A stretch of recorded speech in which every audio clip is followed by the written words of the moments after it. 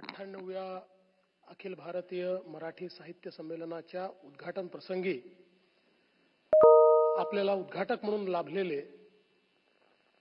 भारताची पताका अखिल विश्वामध्ये ज्यांनी फडकवली असे भारताचे यशस्वी पंतप्रधान माननीय नरेंद्र मोदीजी, स्वागत अध्यक्ष आणि आपले ज्येष्ठ नेते आदरणीय शरदचंद्र पवार साहेब, 98व्या संमेलनाच्या अध्यक्षा आदरणीय डॉक्टर तारा भवाळकर, त्याचप्रमाणे या ठिकाणी उपस्थित 97व्या संमेलनाचे अध्यक्ष रवींद्र शोभणेजी, डॉक्टर उषाताई तांबे, श्री संजय नाहर, श्री प्रकाश पागे, श्रीमती उज्ज्वला मेहेंदळे, या सभागृहात उपस्थित सर्व सन्माननीय अतिथीगण आणि उपस्थित भगिनी आणि बंधूंनो,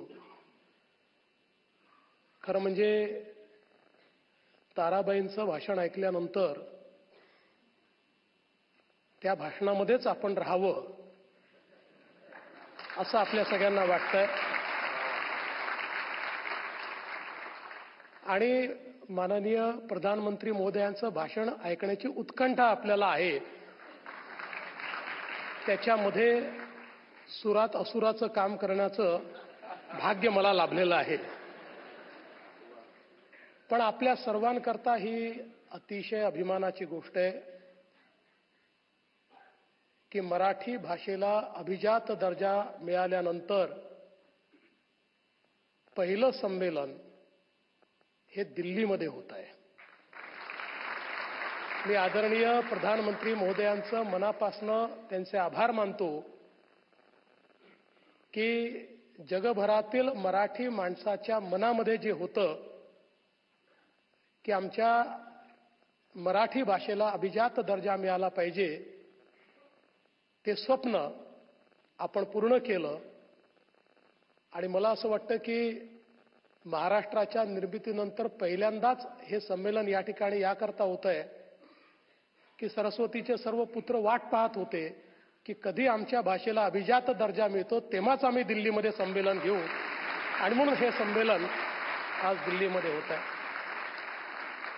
आपल्याला याची देखील कल्पना आहे की परकीय आक्रमकांनी ज्यावेळेस आपल्या भाषेला देखील त्या ठिकाणी एक प्रकारे प्रदूषित करण्याचा प्रयत्न केला, त्यानंतर पहिल्यांदा छत्रपती शिवाजी महाराजांनी हे ठरवलं की संपूर्ण राजकारभारामध्ये मराठीचाच उपयोग होईल आणि राजकारभारामध्ये जेवढे फारसी आणि अरबी शब्द आले होते ते सर्व शब्द बदलून आपले मराठी शब्द त्या ठिकाणी वापरण्याची सक्ती आणि त्याची आज्ञावली ही पहिल्यांदा छत्रपती शिवाजी महाराजांनी त्या ठिकाणी तयार केली. आणि म्हणूनच स्वभाषेचा आग्रह किंवा स्वभाषेचा स्वाभिमान हा देखील छत्रपती शिवाजी महाराजांकडूनच आपण शिकलो आहोत. आणि ज्याचा उल्लेख झाला की ही गोष्टही कदाचित हा एक मोठा योगायोग आहे की ज्या तालकटोरा स्टेडियममध्ये आपला सगळा कार्यक्रम या ठिकाणी होणार आहे, त्याच ठिकाणी 1737 साली राणोजी शिंदे आणि मल्हारराव होळकर यांच्यासोबत थोरल्या बाजीरावांनी आपली मराठ्यांची छावणी लावली होती आणि त्यानंतर आपण दिल्ली जिंकली होती. त्यामुळे आता आमचा मराठी माणूस आपल्या विचारांनी पुन्हा या संमेलनातनं दिल्ली जिंकणार आहे, हे मला सांगताना अत्यंत आनंद वाटतोय.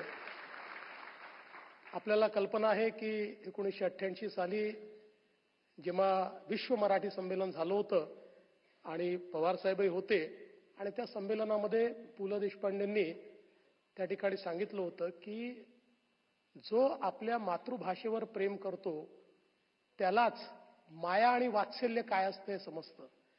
आणि ज्याला माया आणि वात्सल्य समजतं तो कधी दुसऱ्या भाषेचा दुस्साहस करूच शकत नाही. त्यामुळे तो दुसऱ्या भाषेवरही प्रेम करतो. मला असं वाटतं की मराठी माणसांनी नेहमीच आपल्या भाषेवर प्रेम केलेलं आहे आणि ही जी काही एक मोठी परंपरा आहे ज्याचा उल्लेख या ठिकाणी वेगवेगळ्या वक्त्यांनी केला, त्यामुळेच मराठी ही अतिशय समृद्ध अशा प्रकारची भाषा आहे. कारण ती लोकभाषा झाली आणि त्यातनं जे काही लोकसाहित्य तयार झालं त्यातून खऱ्या अर्थानं मराठी पुढे जात गेली.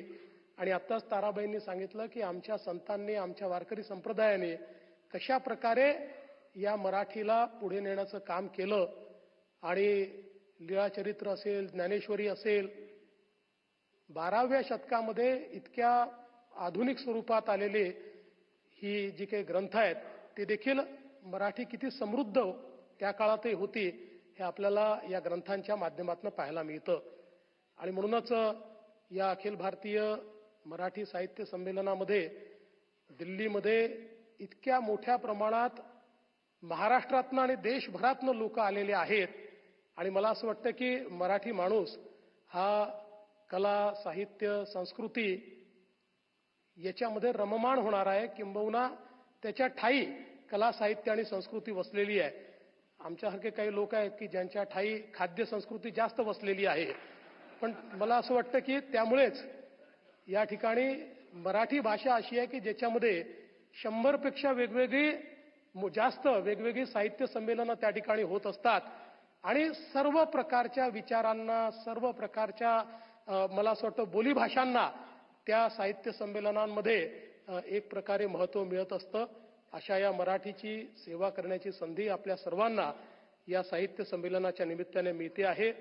मी यापेक्षा अधिक बोलणार नाही. मी अखिल भारतीय साहित्य संमेलनाला, त्याच्या नूतन अध्यक्षांना, आताच्या अध्यक्षांना सगळ्यांना खूप खूप शुभेच्छा देतो. आणि मला विश्वास आहे संजयजी, आपण सर्वांनी ही जी मेहनत केलेली आहे, हे अधिवेशन खूप ऐतिहासिक अशा प्रकारचं अधिवेशन होईल. 2 वर्षांनी 100रावं अधिवेशन करायचं आहे आणि 3 वर्षांनी या अधिवेशनांना 150 वर्ष होत आहेत. त्यामुळे ही दोन्ही अधिवेशनं अत्यंत महत्त्वाची असणार आहेत. त्याही वेळी आपण अशाच प्रकारे मराठीवर प्रेम करणाऱ्यांचा हा जो काही मेळा आहे अतिशय भव्य अशा प्रकारचा साजरा करू, हा विश्वास मी व्यक्त करतो. पुन्हा एकदा खूप खूप या संमेलनाला शुभेच्छा देतो आणि माझं बोलणं संपवतो. धन्यवाद. जय हिंद, जय महाराष्ट्र.